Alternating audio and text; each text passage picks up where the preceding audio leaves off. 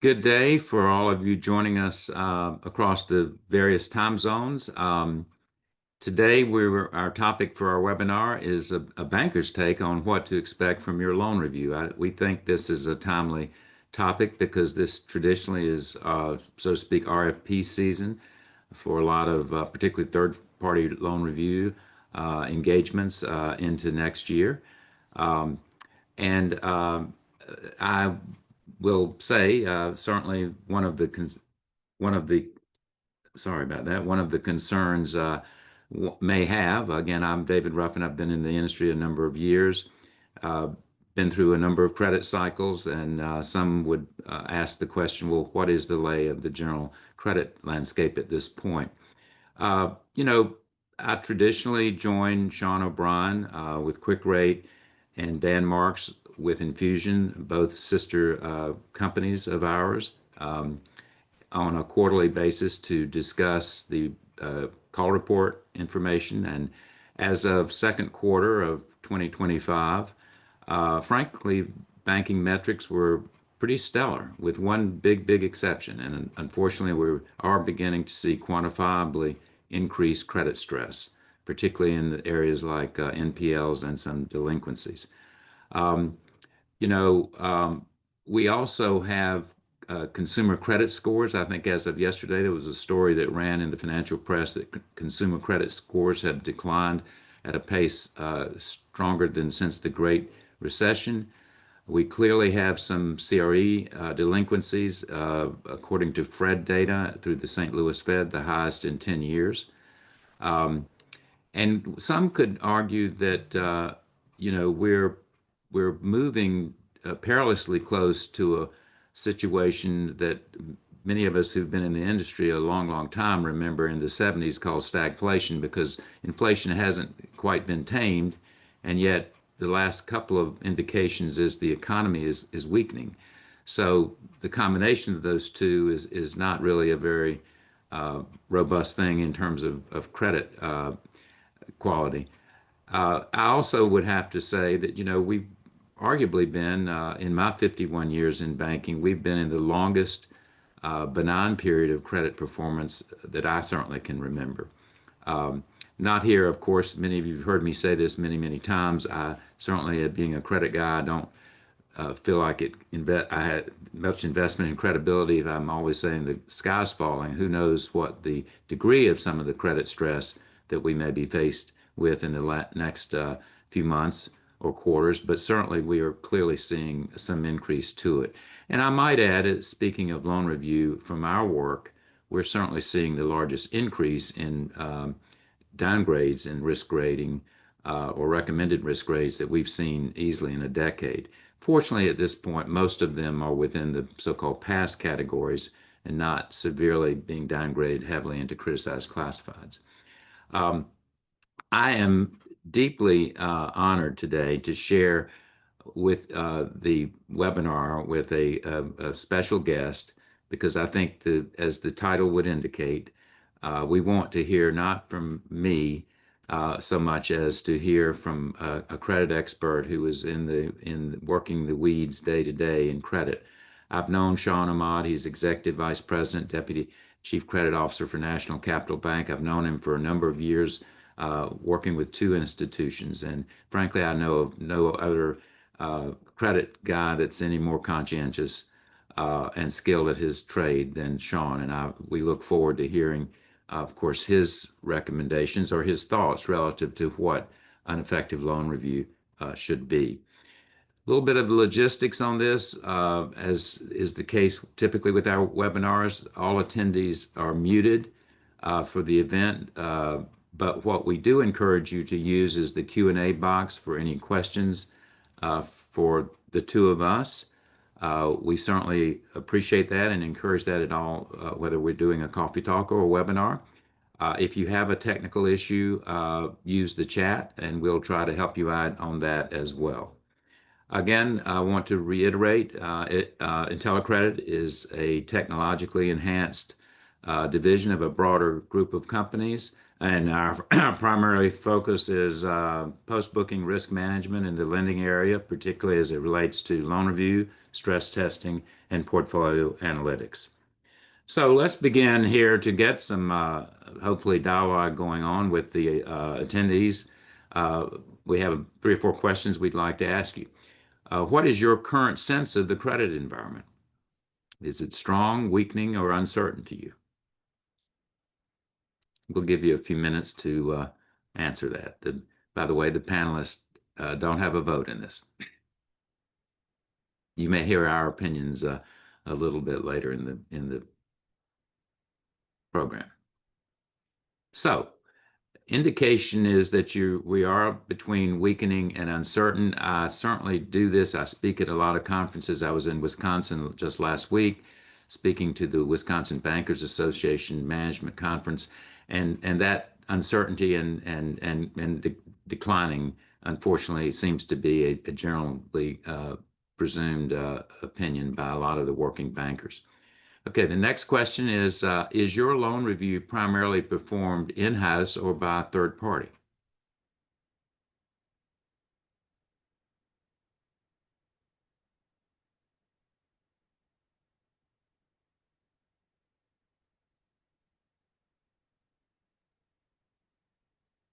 Interesting. And we'll talk at the end of the webinar. The good news about IntelliCredit hopefully is that we're agnostic to whether you use third parties or do it in-house, and we can certainly share some information with you on that at the close of the webinar. Third question is, what are your loan review scope plans for 2026? Obviously, you seem to have a sense that there may be some more uncertainty or weakening of credit quality. Are you looking at a similar scope, increasing it, or perhaps decreasing your sample scope for 2026?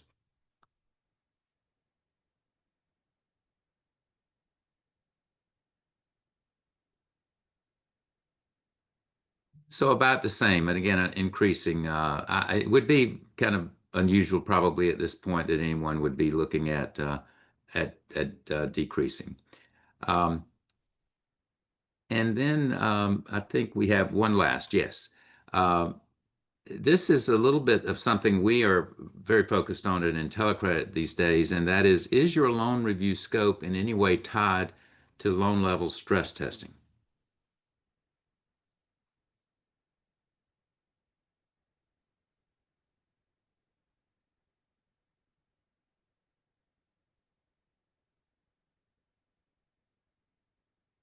Not surprising because, frankly, they're two different, often done with different vendors, different methodologies, different data sources. So, but we're big advocates at IntelliCredit of trying to do what we can to merge those two a little bit so they are more mutually informative. Okay, well, thank you so much for responding. Again, I want to welcome Shaun, a banker's take on loan review. And in particular, I'm going to give him a little bit of opportunity to tell a little more about his very deep skills and also of course, his bank, National Capital Bank. David, thank you very much for the kind words, and thank you for everyone who's joined on this call today. Like David said, my name is Shaun Ahmad. I'm with National Capital Bank, serving in capacity of Deputy Chief Credit Officer. I've been here for a few years, and my career has spanned, the majority of it has been in community banking. I did dabble in the very beginning of my career a little bit with some government subcontractors doing SBA risk-based reviews and some nationwide audits on behalf of the OCC. But I ended up choosing banking because, quite frankly, I found it to be a little bit more exciting than having to go around conducting reviews across the country. So National Capital Bank, we are DC's oldest bank. We were founded in 1889. We are just footsteps away from Capitol Hill. We've got our offices in Washington, D.C., of course, but also in Maryland and Northern Virginia. We're just above 730 million in total assets and a hair above 530 million in our outstanding portfolio. And we've been in this region for a while, and we have stayed independent based on our focus on customer service and taking care of those that are looking for true, the old school community banking. So I'm happy to be here, and I hope it's a productive and useful webinar for everyone who's joined. One thing I might add, Sean, and that is that in my, again, entire career, which is pretty long, the one area in this country that was presumed to be recession proof because of the seat of the federal government was the Washington, D.C. area. But as we know, not unlike everything, certain cycles come to an end. And I think, again, this is pertinent to loan review, right? Because there are some, in no way can you now say that Washington, D.C. is immune from changing either policies or either economic ebbs and flows, right? We're for sure facing some challenges, and the whole recession proof thing has kind of gone out the window for our market. We've definitely dealt with some new challenges over the past couple of years. Yeah. Okay, so basically what we'd like to cover in a general sense is again what is important to a loan review? Is it worth being relooked at in terms of a very vital aspect of your credit risk management strategy? What should a banker expect from it? How effective it should be? What's the importance of transparency and timeliness? And of course, Sean will conclude with talking about risk ratings. So, Sean, I will say this, that one of the things that I have certainly noticed and would love your discussion on is, frankly, the emergence of industry risk underlying so much of bankers think in terms of loan product risk, in terms of how we kind of rate things. But uh, incredibly important, it seems of late to us at least, is the emergence of that industry dimension as to what underlies the CRE. But I'd love your opinion on that. Yeah, absolutely. I think a significant portion of that depends on the specific region or market that your bank and your clients are located. But for much of the country, specifically those centered around larger cities like myself, office commercial real estate has been at the forefront of concerning issues basically since COVID began. I always used to say that, I thought we would eventually get to this hybrid remote kind of work situation as a society, but I thought it would take a decade and a half for us to get there. But of course, as we know, once COVID happened, it essentially happened overnight. And so as a result, we were kind of shocked into a lot of changes in various industries, and specifically with the remote and the hybrid work situation. We've seen vacancies in all types of office increase. And that's not just in large cities like DC or New York or Chicago, but across the country. So moving on to the next slide, as we're talking about credit stress in rising pockets, as I just touched on with office. Sorry, David, one slide back. My apologies. Okay.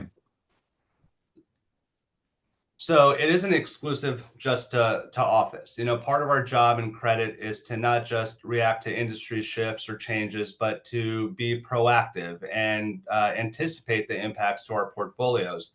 And then, with that said, we can't always predict everything. For example, in my market, literally being 2 blocks away from the Capitol building, we've seen firsthand the impacts of the focus of Doge and the government on reducing the size of the federal workforce. So that's impacted government contractors who rely on consistent long-term contracts. And it's also impacted nonprofits that rely on government grants. And so then tying that Doge impact or that federal workforce approach, tying that back to office, obviously the less work you have, the less reliance you have on having an office location downtown near many of these agencies. So that on a high level shows how impact in one area can spread to various pockets and industries through one change. We've also noticed, as a result, impacts to retail and restaurants. And again, using my local example, when there are fewer people coming into work, whether it's because of the hybrid work or layoffs, there's going to be less foot traffic for retail and restaurants. So now we as a bank are we have been studying those borrowers very carefully that are in our portfolio, retail and restaurant. And so based on my experience with discussion with regulators, as well as my board and previous boards that I've worked with at different banks, this is the sort of mindset that we should have in credit and lending as far as being proactive.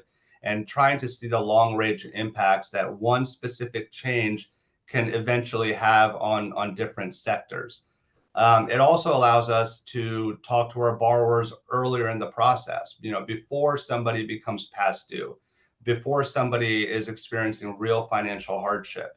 And as a result, talking to your borrowers earlier, getting ahead, being proactive, it allows us to protect our capital. If you're starting to get involved with a loan that is chronically past due or is more than 90 days past due, and now the guarantor support is weakening, at that point, you're really fighting a significant uphill battle. And the goal with loan reviews is to have the guidance and the outside set of eyes to help prevent that. So if we can move on to the next slide, please, David.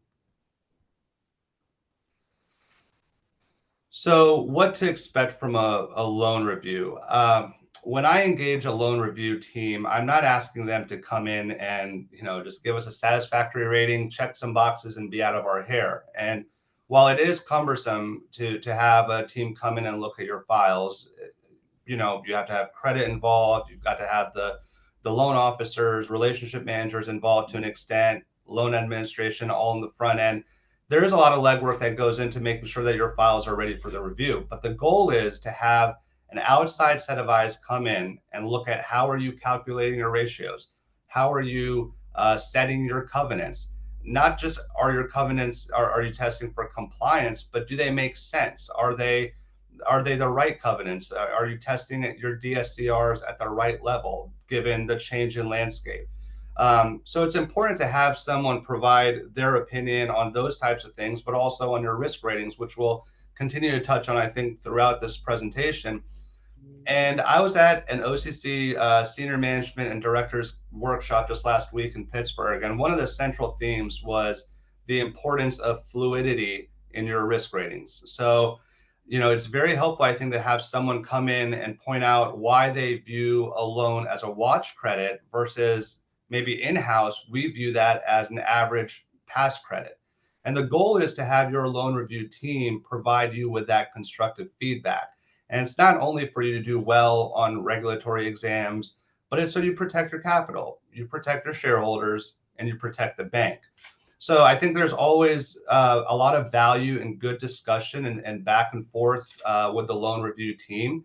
I think constructive feedback is always a central theme that I try to set with the loan reviewers. When I engage in the entrance conference, I go in there and say, look, we've asked you to come into our house, so to speak, and take a look at our portfolio. And we want to hear, what are you seeing? What is it that we're doing well? What can we do better? And also, what are you hearing and seeing across the country as you go bank to bank with banks that are similar to our size and also that have a similar risk appetite as us? So you take all these things away, the actionable takeaways, and then, if you have a good loan review and you get what you're expecting from it, I then go back to my management, I go back to my loan committee, I go back to my board, and I can say, these are the areas where, we did well, here's where we can improve, but also here's what's going on across the country that we should also maybe see how does that apply to us, and does that make sense for us to take some of the things that they're doing and start using that or emulating that with our approach. Well, I'm glad you mentioned that because that's certainly our philosophy is that, and frankly, up until the last year or so, we spent more time really talking to our clients about best practice issues or more macro issues than at the transactional credit degradation level. We call it kind of best practices. But I would like to interject here, certainly our philosophy, but I also would presume you would agree with this, and that is it's really incumbent on loan reviews or loan review vendors to make sure they're absorbing and reading your policies, your statement of risk, your sense of direction, because that's really, other than the so-called criticized classified definitions, which have been nationalized for arguably 40 years by the regulators, every bank's got idiosyncratic philosophy and risk rating definitions and all of that. And, it's really not a liberty that the loan review company, in my opinion, has of just making generic gut calls. They really do need to be synchronized to what you have how you've underwritten it and how what your policy displays as your lending philosophy, correct? Absolutely. And, we as bankers, particularly in the community, being a community banker, we tend to have a limited number of friends here in the local market that we can talk to and learn from and find out what they're doing and what they're seeing, et cetera. So I think it's imperative as far as best practices go to get the view of how other banks in other regions similar to us, how they're conducting their business, what additional methods are they taking in their credit and lending sectors to reduce risk. Conversations that about rate, how are they handling the current rate environment, how are they handling stress testing, what levels of stress testing are they engaged in. One of the things, for example, that we have been doing is office series stress testing, where we've looked at our entire portfolio of loans that are secured by office real estate, and we get updated rent rolls, and we get updated leases, and we look on a quarterly basis and check to see, okay, is everything still going to plan, or have they had increased vacancies unexpectedly.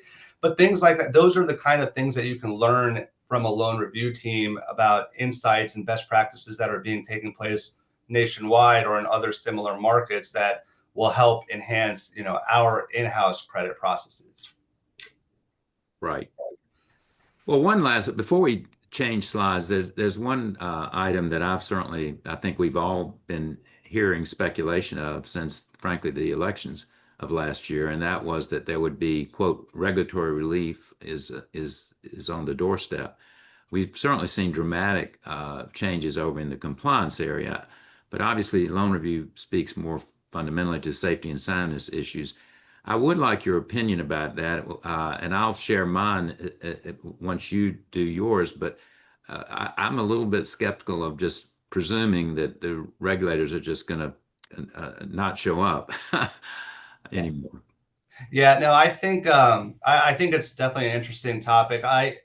The regulatory relief, I think, will eventually come. Now, how that pertains to credit and safety and soundness versus other areas like perhaps compliance, that's where we're going to find out how much changes or doesn't. I think that there will always be a heightened level of scrutiny on the approach from credit underwriting and how you're mitigating your risk, how you're identifying and mitigating your risks, how you're monitoring your portfolio, how you're rating your portfolio. I don't think that will drastically change. Now, there may be other areas in the safety and soundness exam that do get altered, or there is a little bit more relief. But I think um, the health of a bank, ultimately comes most of it comes from credit and lending, and making sure that your loans in your portfolio are healthy loans. And I don't think anybody wants to see banks struggle in that area. And so too much relief in that area could cause problems. So I'm not anticipating at this point too much of a change in that specific niche. And to your point, I was speaking with a bank CEO in Wisconsin just last week. The reality is you're running your bank for its own integrity and profitability and risk management protocols, right?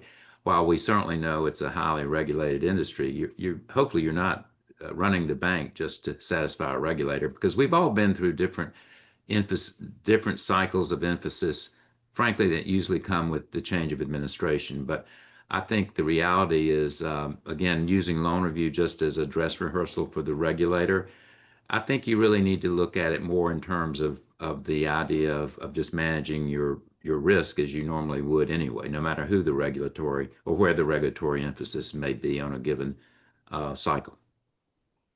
Great.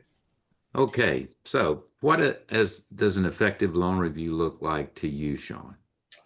So I think, as I mentioned earlier, I want to hear from the loan review team about where we could do better, and how we could perhaps enhance our credit underwriting procedures. But I also want to know what we're doing right. Everybody wants a pat on the back when it's well deserved, and if they're doing things the right way. So I think that balance in the conversation, just like anything else, balance is important. And the loan review team should highlight the areas of improvement, but also where are we strong, where are we doing a very good job of mitigating risk. And this should also align with what the industry standards are and what the regulators are saying and looking for and what the bank's internal policy dictates. So, having consistency across those areas. The findings should be consistent and well defined. If there's an exception that you find, let's say one borrower has an exception for financial statements not being current, but another borrower who has better ratios also is missing financial statements that are current, you should still call an exception across both, or a finding across the portfolio should be consistent and well defined. And if there are downgrades to risk ratings, it should be clear and consistent across the review. So that methodology being aligned, I think, is very important. It's important for us as bankers to understand what the loan reviewers are looking for. So again, going back to that whole theme of balance and consistency, that should be a major part of an effective review. Well, one thing that I certainly I get in trouble occasionally because I think it's misunderstood a bit from our accounting friends. I certainly understand the total importance of the accounting industry in our industry. But where I'm going with that is, how is it important to you, Shaun, that you have seasoned loan reviewers as opposed to, in some instances, where just young CPAs are sent out to do loan review? Yeah, no, that's I'm glad you asked that. So I've dealt with throughout my career, I've dealt with different loan review firms, and I've made changes when I felt that the quality of the review and that of the reviewers themselves wasn't really up to our standards. And what we're looking for are seasoned professionals that have had extensive banking or regulatory or both experience.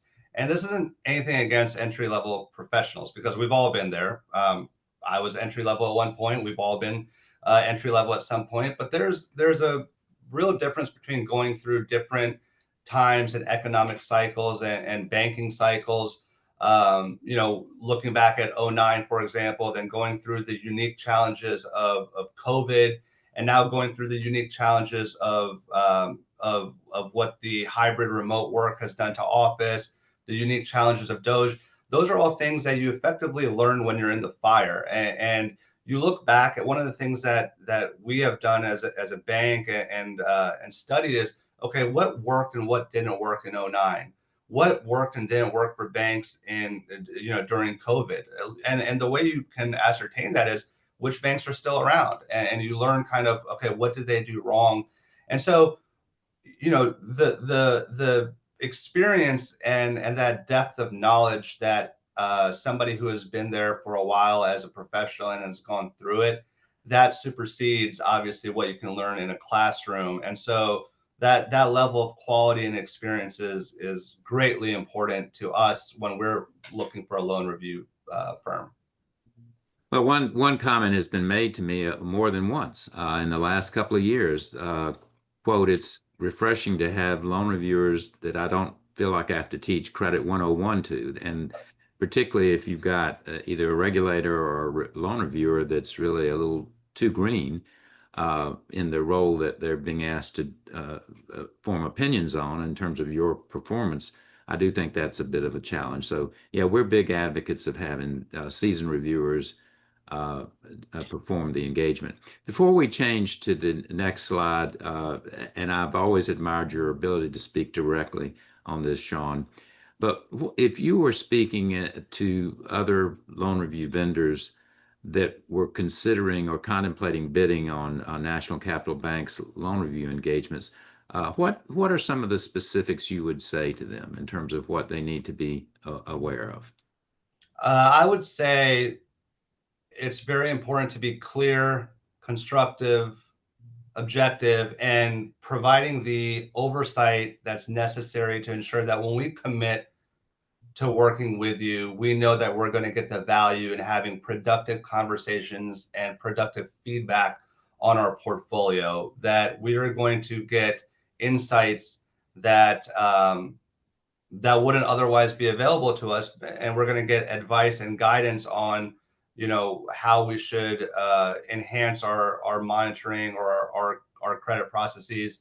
Um, and like I said, the going back to being balanced and fair, and letting us know, this is what you're doing right, this is what you're doing better than other banks, but this is also an area where you might want to focus moving forward. So it's really about getting that value, the value add from the loan review team.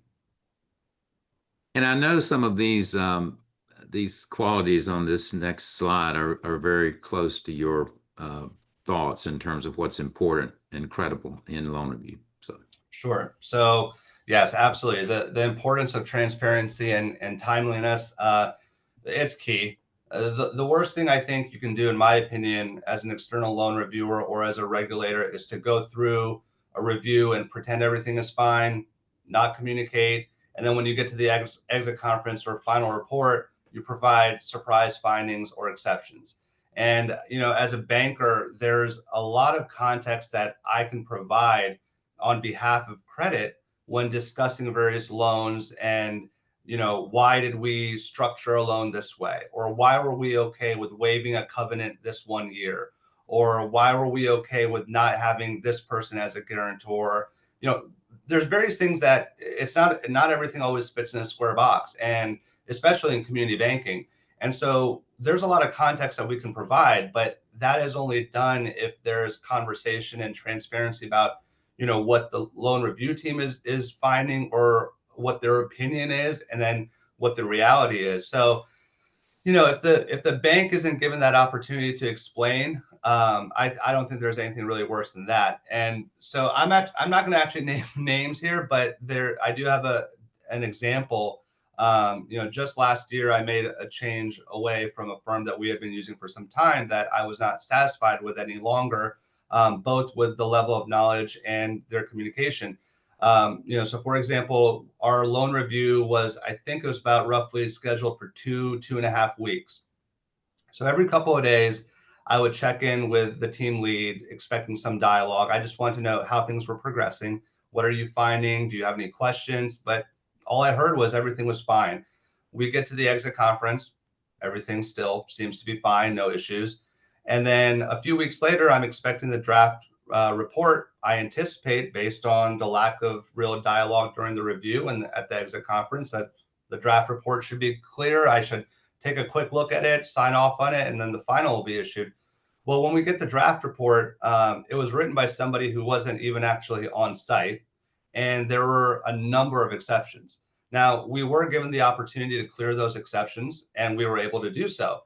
But the fact that they were not brought up rather during the review was bothersome to me, and it also turned it into essentially part two of the loan review, because then me and my team had to go through those lists of exceptions, go back to the loans, remember what we were looking at, and provide explanation. Then we had to sit and wait patiently to hear back on whether those exceptions were going to be cleared or not.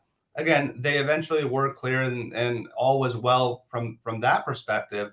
But the fact that they were not brought up to us during the review was very frustrating to me. So I would say both transparency and timeliness are key to ensuring that a review is smooth for the bank, and also productive for the bank. great.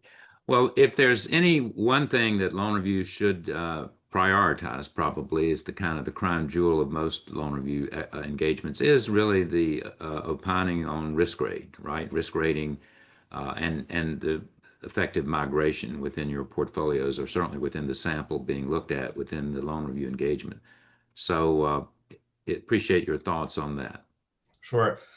Going back to my meeting with the regulators just last week, that one of the central themes was fluidity in risk ratings. And I know that that has existed for a while, about making sure your risk ratings are accurate, et cetera. But the emphasis was that it's more important now than ever with some of these new emerging risks in the market. It isn't a bad thing, in my opinion, to downgrade a loan in credit. You can't have the mindset that, if I downgrade this, that's going to be a problem. It's actually better to downgrade something to a watch or to a special mention, which does require greater scrutiny and greater updates and communication with the borrower.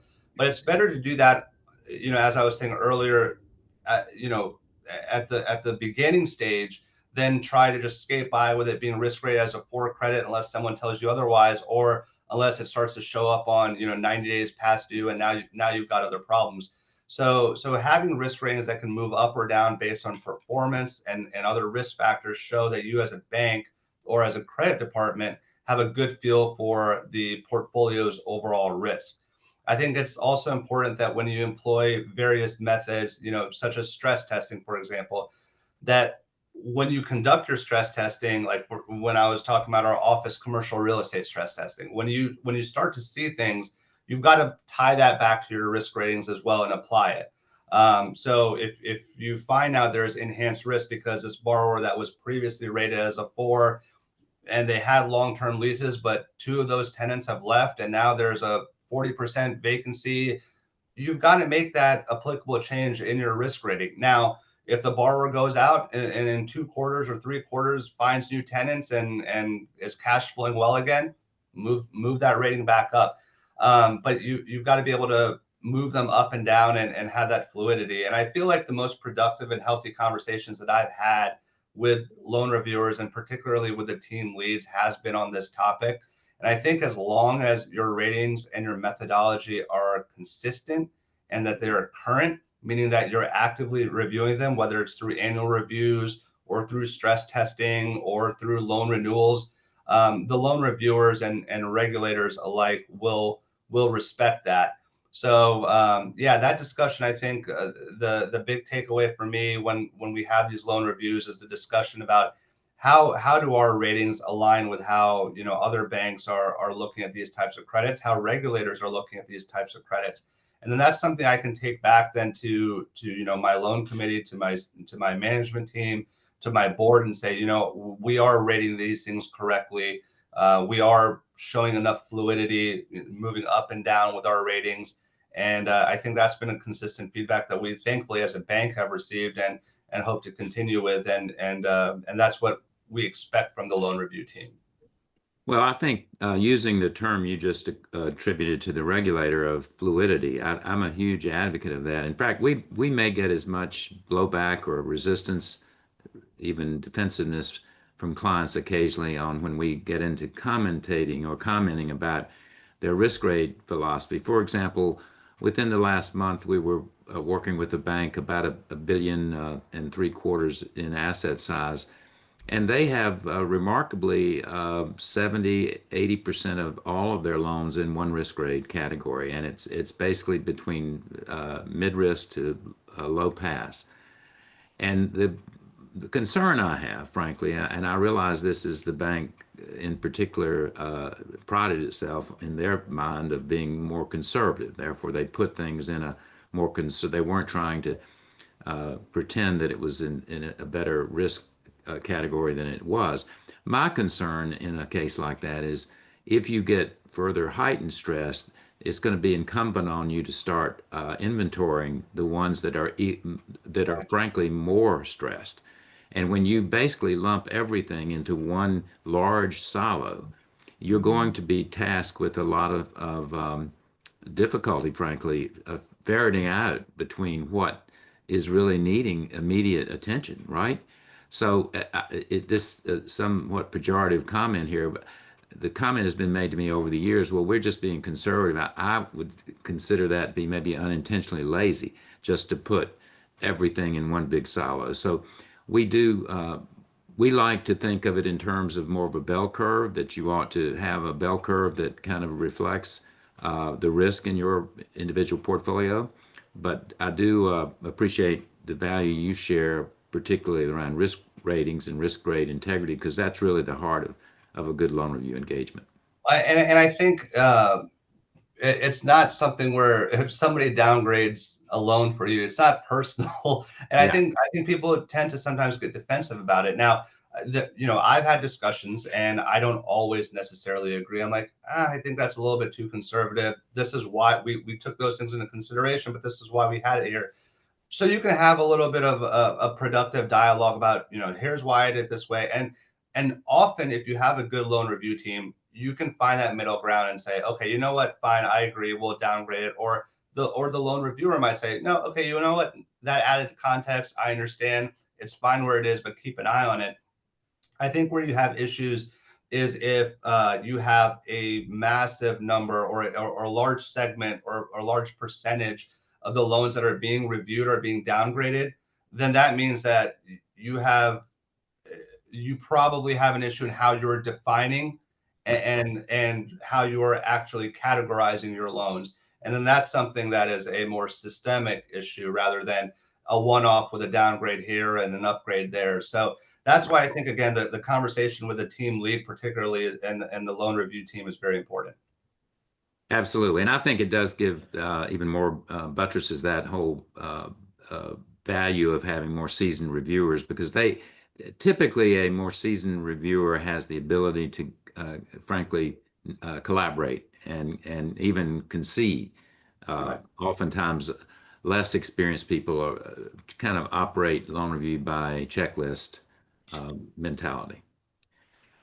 Okay, so it was alluded to, of course, in our polling, and I've also indicated we're spending a good bit of time at IntelliCredit trying to put some more or less distance between loan level stress testing and the loan review process itself. The list, for example, on the right are more traditional scope candidates that most of you are quite familiar with when you're talking about uh, structuring a loan review engagement. But where I think we need to add some more dimensional thought to it now, particularly given where we are right now, as I said earlier in the beginning, the industry risk seems to be really emerging as a critical indicator of potential credit problems. Obviously, loan product risk, i.e., C&I versus various aspects of CRE. And again, it is not just the broader 300, 100 guidance anymore. I think it's really the subsets within those guidances that are absolutely important for you to understand and also, frankly, defend your exposures within the subsets of, for example, CRE.